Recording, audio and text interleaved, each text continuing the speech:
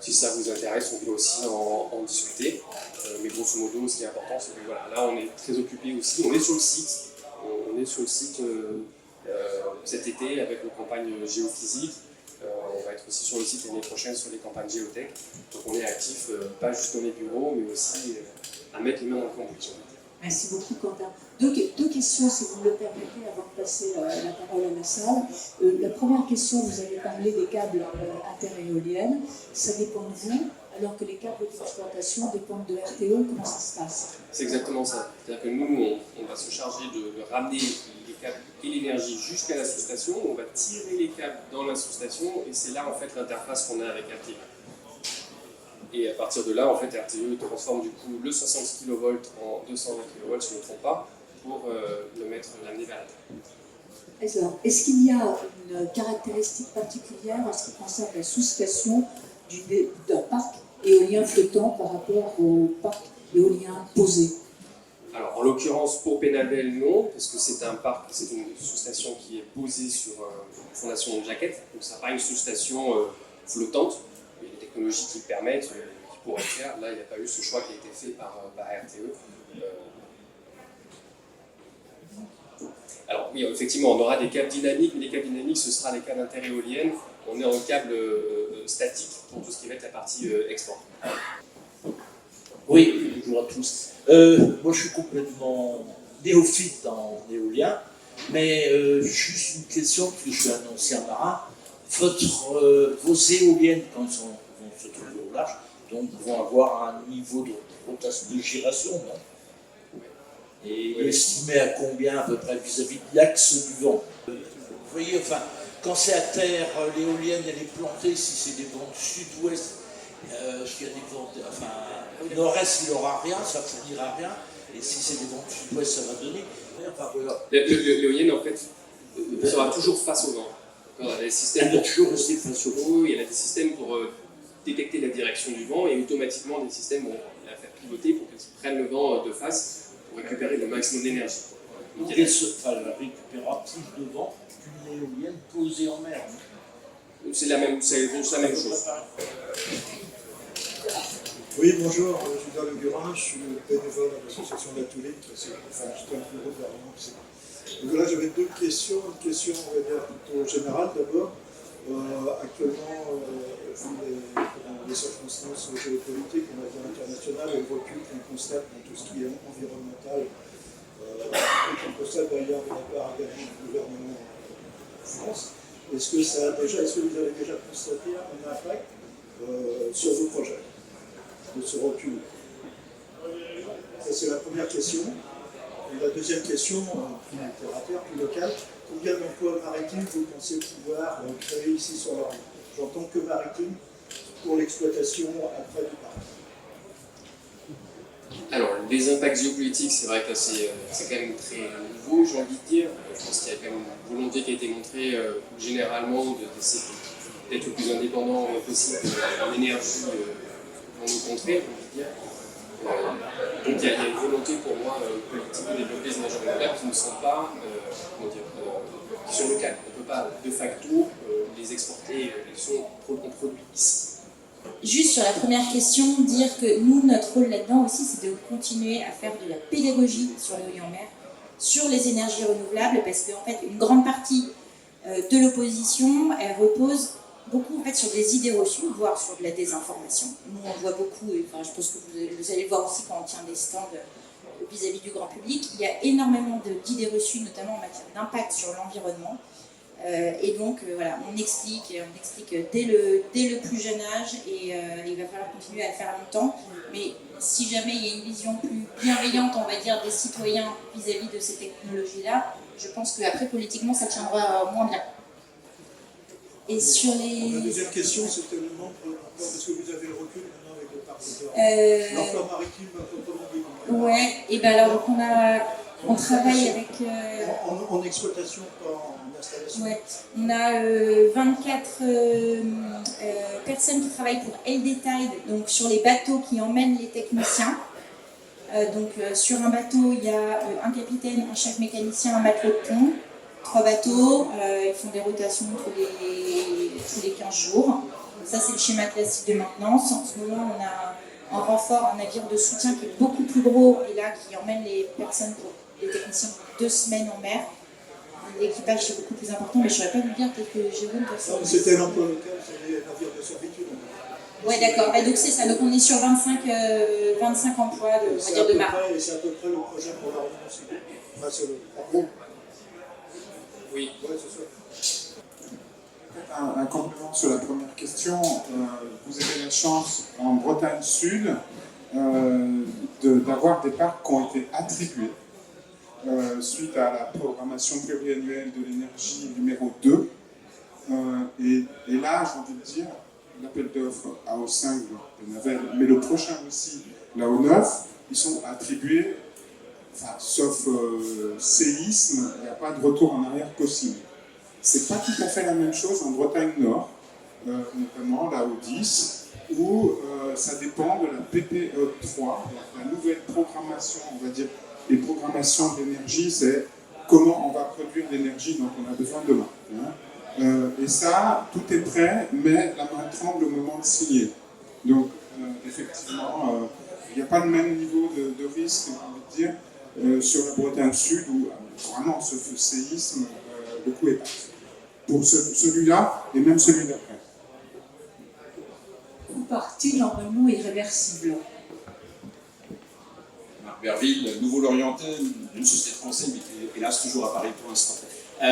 J'ai une question parce que j'ai d'autres collègues qui sont dans l'énergie. Est-ce qu'il est prévu d'étendre ou d'associer au projet d'éolien en mer une structure de stockage ou de production locale type hydrogène? Puisqu'on sait tous que ces parcs sont très productifs, beaucoup plus productifs qu'à terre, hein, facteur de charge, mais de temps en temps, le réseau, il n'en peut plus, il n'a pas besoin de consommer.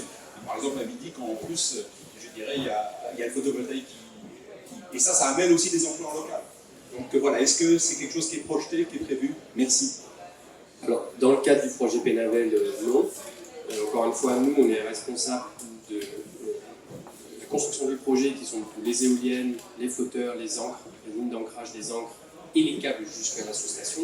Donc ça, ce serait peut-être dans le cadre, je ne sais pas, de RTE, ou genre de choses. Mais nous, le projet Pénavel tel quel, non.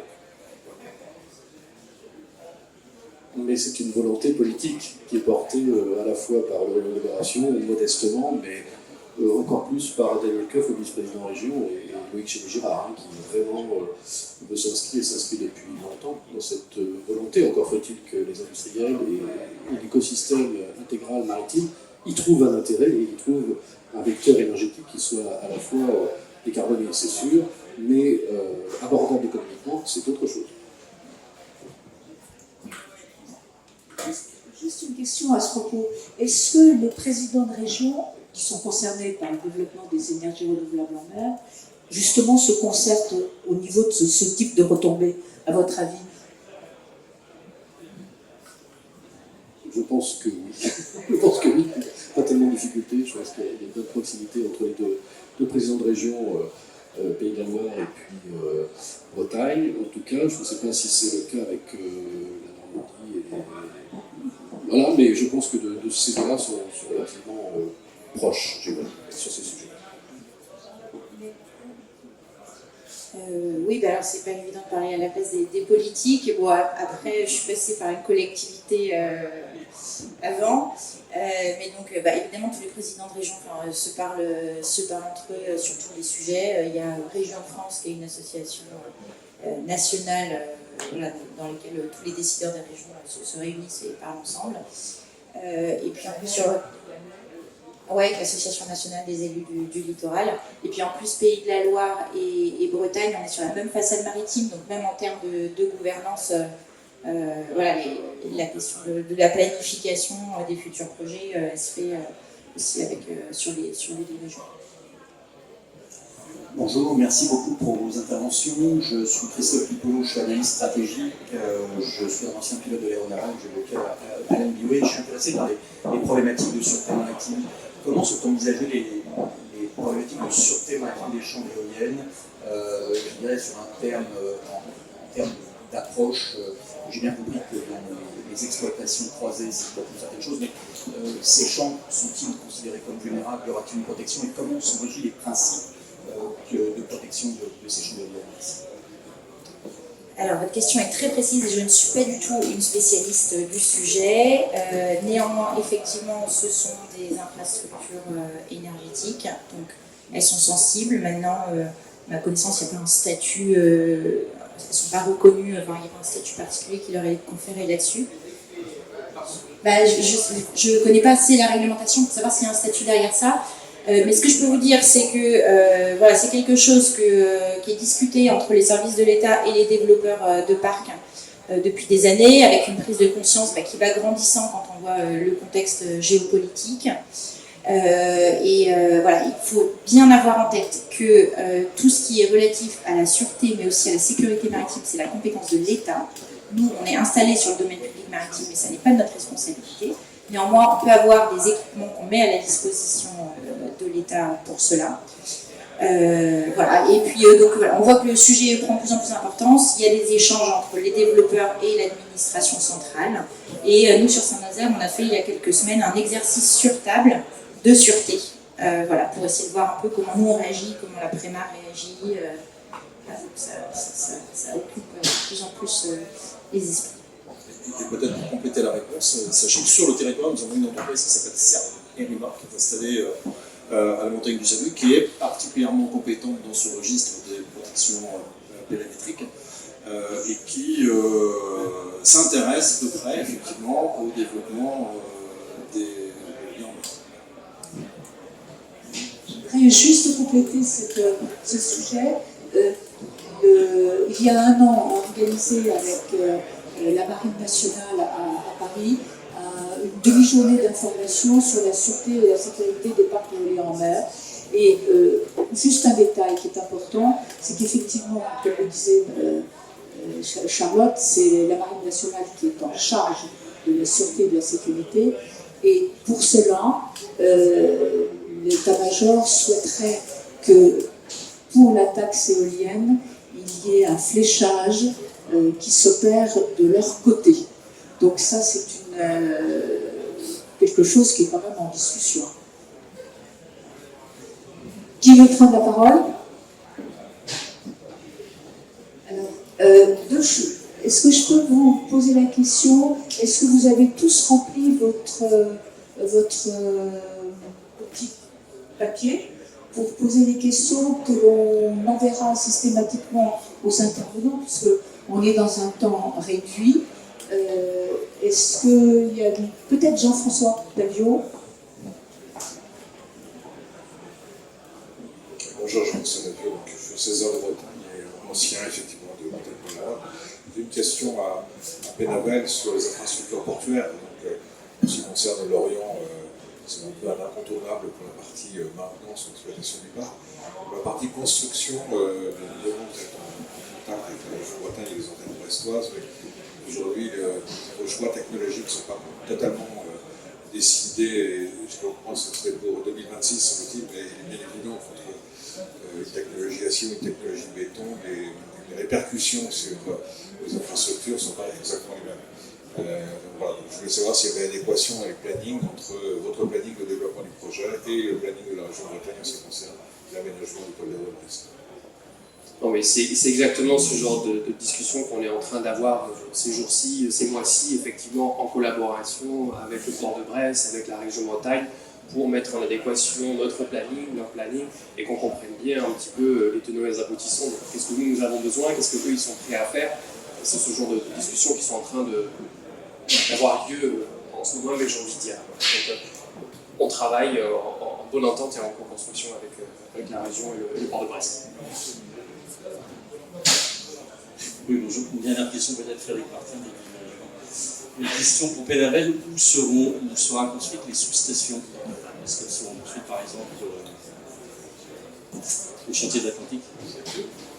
Du coup, c'est pas nous qui le faisons, c'est le scope d'RTE. Je me tournais vers mon management si on savait, parce que j'ai pas d'informations. A priori, on ne sait pas encore, les appels d'offres sont en cours à la fin de cet été, on me dit. Cet été, on saura qui fabriquera la sous-station pour le projet Pénavel, pour AO5, AO9. Parce que d'ailleurs, voilà, que ce soit clair, la sous-station sera pour la AO5 Pénavel et pour la AO9. Donc c'est une sous-station de capacité de 750 MW. Donc voilà, une puissance conséquente. Oui, bonjour. En fait, Brigitte proposait que je prenne la parole. Je n'avais pas particulièrement de questions. Romain Baronnet de la société ENBV Valeco Offshore. Je suis ravi de vivre les projets à Reims. J'ai une mission de projet de Saint-Nazaire avec l'équipe ici chez Nassaoui. Je suis riverain quand même, j'habite Lorient. Je suis riverain du projet de Benavel, que je suis de très près bien sûr. C'est peut-être plus une remarque générale. On a parlé de contexte géopolitique. Je crois qu'aujourd'hui, on parle aussi avec la région, bien évidemment, et l'Orient-Indo, de la cohabitation pêche et énergie marine renouvelable. Moi, j'ai un petit sujet en tant que, là aussi, candidat, comme ADF, comme Inicio, etc., à l'appel d'offres numéro 9 maintenant. Toute cette cohabitation sera d'autant plus facile que nous avons la possibilité de ne pas être écrasé par les prix dans les appels d'offres. Voilà, on en parle souvent, la cohabitation sera possible surtout en éolien flottant, si on a de l'espace pour faire l'éolien flottant qui permet de pêcher au sein des parcs, mais aussi si on peut participer à l'innovation chacun au sein de consortium et pas s'enfermer dans des technologies qui ne seraient pas forcément possibles sur les parcs à venir. Donc c'est une petite alerte là-dessus. Je suis sûr que Renaud a bien ça en tête en l'occurrence. Donc voilà, et je sais que Benavel travaille durement là-dessus.